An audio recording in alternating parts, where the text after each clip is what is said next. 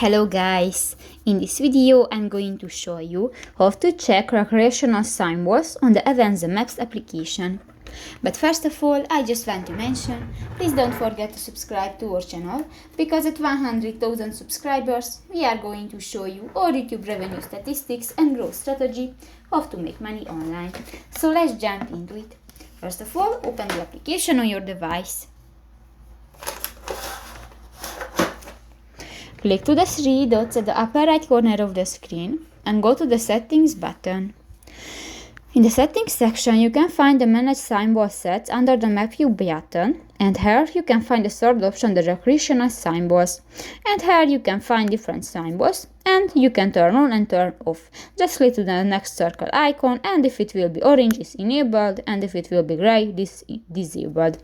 So that's pretty much it for this video, guys. See you in the next one. Bye bye.